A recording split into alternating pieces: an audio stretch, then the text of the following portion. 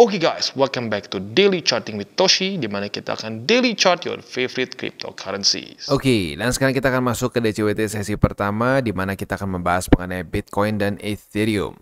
Dan kita bisa lihat di sini ada peningkatan tipis sebesar 0,10% dalam 24 jam terakhir, yang membuat cryptocurrency market meningkat ke sekitar angka 2,66 triliun US dollars. Dan pada hari ini Bitcoin dominance kembali meningkat sebesar 0,06%, artinya lanjut lagi ya. Apakah mantul di EMA50? Coba kita cek. Nggak mantul sih, tapi overall masih cenderung sedikit naik ya.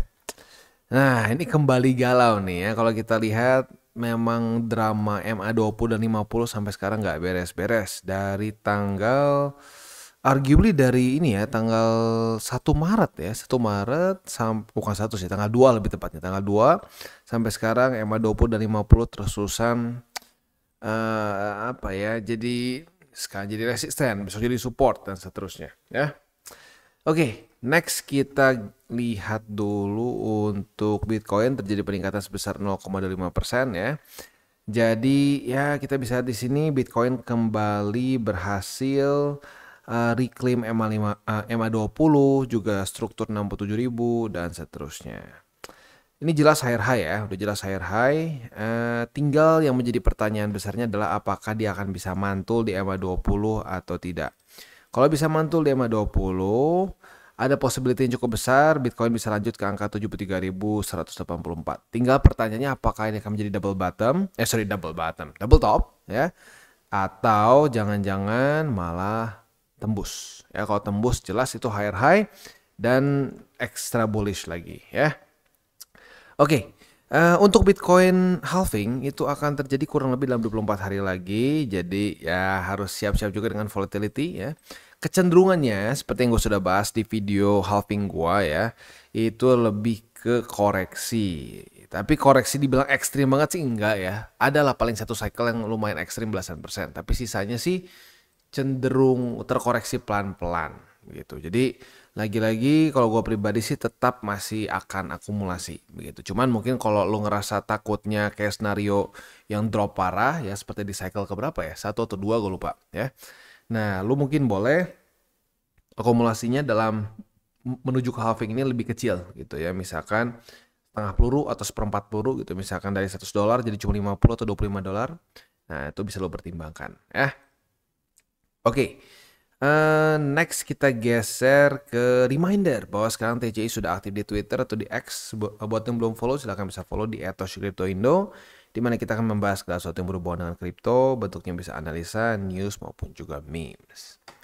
Economic calendar hari ini tanggal berapa nih? Tanggal 27 ya, tanggal 27 hari Rabu. Dari US akan keluar satu saja yaitu crude oil inventories. Untuk ini harapannya seperti biasa ya, lebih tinggi daripada ekspektasi ya, supaya korelasinya membuat indeks dolar lemah gitu ya.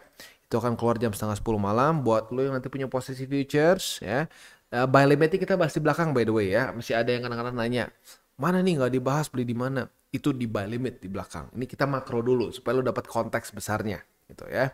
Buat lo yang pengen langsung skip monggo, tapi kalau gue pribadi sih lebih baik lo dengar dulu makronya gitu ya. Kalau nggak jadi nggak belajar, cuma kayak pengen tahu doang beli di mana gitu ya. Harus tahu konteksnya ya.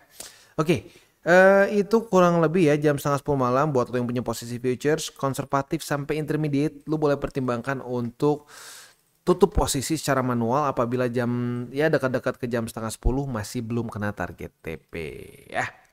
Oke, kita geser ke besok. Untuk besok itu tanggal 28 hari Kamis, dari US akan keluar GDP. Nggak main-main, langsung super penting ya. GDP kuartal 4. Berarti ini tahun lalu ya. Ini soalnya masih kuartal 1 harusnya. Ya mungkin data tahun lalu lah, nggak ngerti.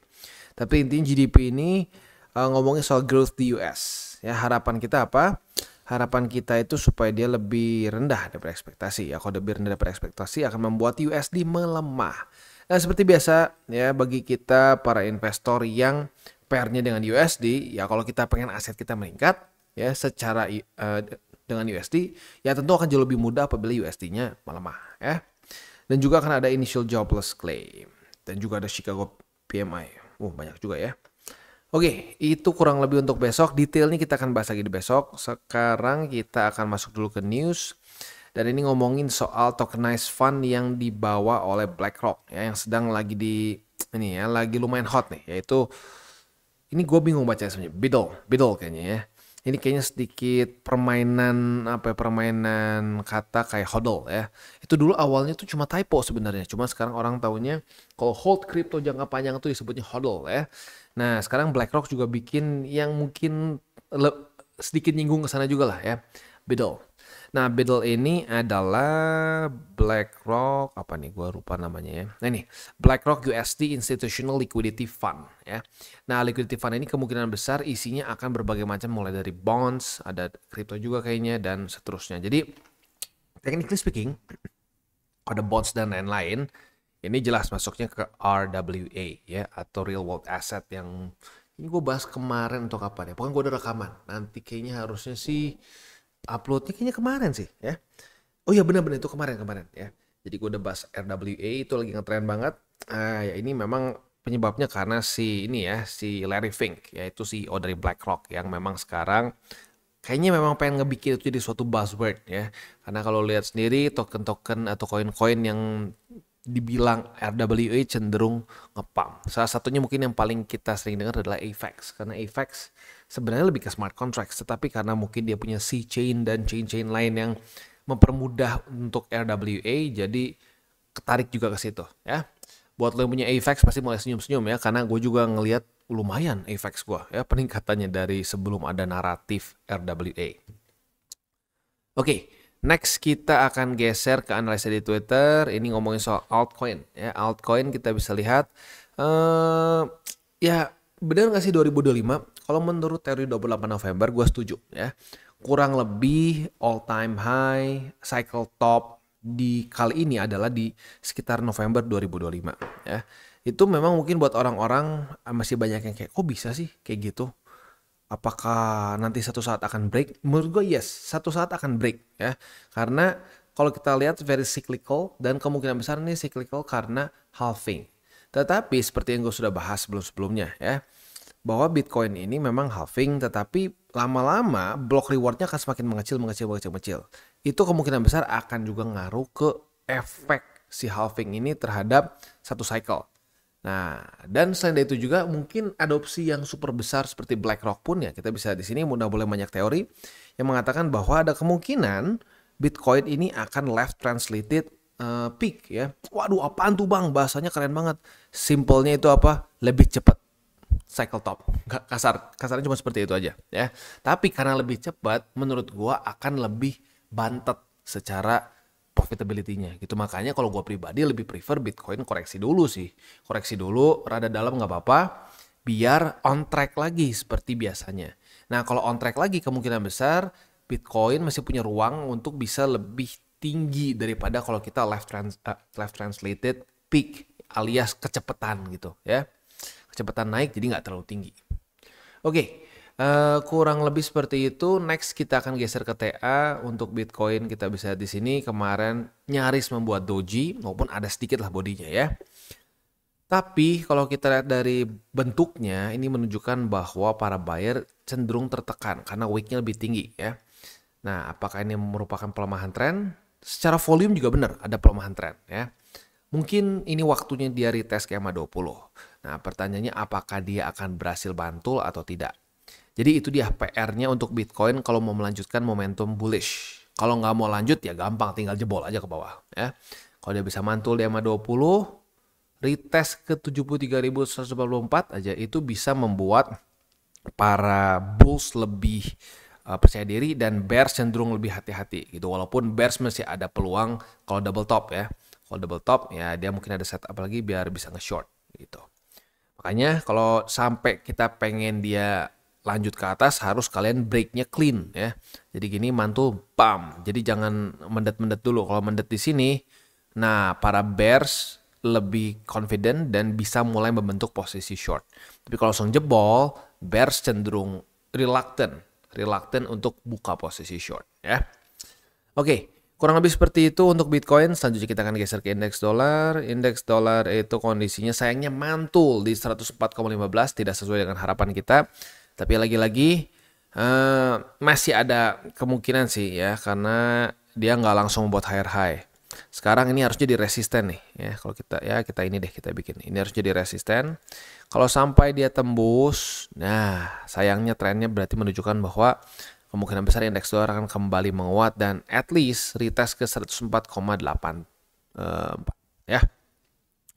Oke, itu untuk DXY. Selanjutnya kita lihat ke ini aja ya. Langsung ke roster kita. Ya, roster kita karena ini memang Bitcoin Ethereum. Ya, dua aja ya. Buat lu yang pengen pair altcoins favorit lu dibahas di DCWT sesi kedua, boleh komen di bawah. Apabila cukup banyak demand-nya, kita akan masukkan ke DCWT sesi kedua gitu ya.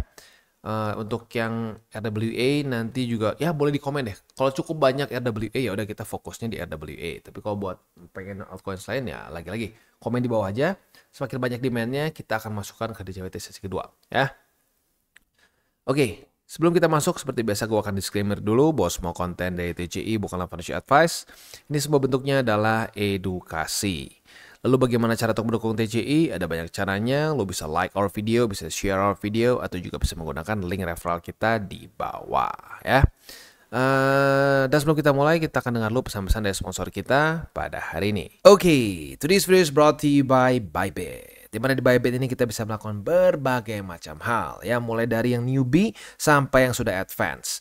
Buat mungkin lo merasa bahwa aduh bang, gue masih nggak ngerti nih TA, gue masih nggak ngerti charting dan seterusnya, tapi pengen akumulasi, pengen DCA murni, bisa lo tinggal masuk ke sini one click buy, dimana lo bisa pilih lo mau pakai apa ya fiatnya, lo tinggal pilih juga asetnya apa ya. Misalkan lo pengen akumulasi BTC, misalkan setiap hari Senin jam 7 pagi, misalkan gue pengen akumulasi BTC sebesar Rp100.000 misalkan ya, lu bisa langsung lakukan di sini. Bisa peer to peer, bisa Dana, Bank BRI dan lain-lain. Ini gila ya, bisa pakai BCA Mobile dan seterusnya. Jadi Bybit ini memang cocok banget buat orang-orang yang tinggal di Indo ya, bisa langsung pakai bank-bank yang memang sudah biasa kita pakai di Indo ya. Nah, buat yang intermediate sampai advance juga di sini ada spot, nah, dan juga ada leverage tokens, dan tentu juga ada derivatives trading, di mana kita bisa menggunakan kontrak yang USDT maupun USDC. Jadi di sini lo bisa pakai USDC ya, karena nggak semua exchanger bisa menerima untuk futuresnya pakai USDC ya. Dan tentu juga lo bisa earning bunga juga dari kripto lo dan lain-lain. Dan tentu juga di sini kita bisa melakukan copy trade ya, di mana copy trade dari Bybit ini sudah cukup terkenal ya, dan kita bisa mendapatkan keuntungan juga. First copy trade kita bisa ada protection 100 USDT loss coverage ya, dan seterusnya ya. Jadi buat lo yang tertarik bisa silakan pakai, klik di link referral kita di bawah. Oke, dan sekarang kita masuk dulu ke Bitcoin. Untuk Bitcoin buy limitnya sebenarnya buy limit pertama udah mulai bisa di KMA 20-in, tapi masih cukup dekat, jadi gua hitung sebagai satu aja deh ya. Buy limit pertama lo boleh pilih di MA20 di angka 68.265 atau di 67.610. Itu untuk buy limit pertama. Buy limit kedua di angka 65.463, buy limit ketiga di angka 62.517. Itu untuk posisi spot di Bitcoin. Untuk posisi futuresnya, apabila terjadi retest 1, retest 2 di MA20 sebagai support, kita bisa buka posisi long dengan target TP di angka 73.184. Sementara untuk posisi shortnya tinggal kita balik saja logikanya. Retest 1, retest 2 di 73.184, kita bisa buka posisi short dengan target TP di MA20 ya. Itu kurang lebih setup untuk di Bitcoin. Secara struktur mulai bullish ya, karena lu bisa lihat secara strukturnya kemarin itu membuat lower low, lower high, lower low. Sekarang mulai membuat suatu higher low dan higher high ya. Kalau sampai dia bisa mantul di MA20, apalagi bisa daily close di atas dari 73.144 alias membuat new all time high, itu jelas adalah suatu higher low lagi dan higher high ya, which is itu adalah momentum bullish. Next kita geser ke Ethereum. Untuk Ethereum setupnya kita sudah dapat posisi short ya. Retest 1, retest 2 di 3.639. Kemarin retest pertama di tanggal 25, 26-nya retest kedua ya. Berarti kita sudah punya posisi short, masih profitable tapi nggak sebesar kemarin ya. Untuk posisi short ini target TP-nya jelas di angka 3.521 ya. Sementara untuk target TP untuk posisi longnya tinggal kita balik saja logikanya.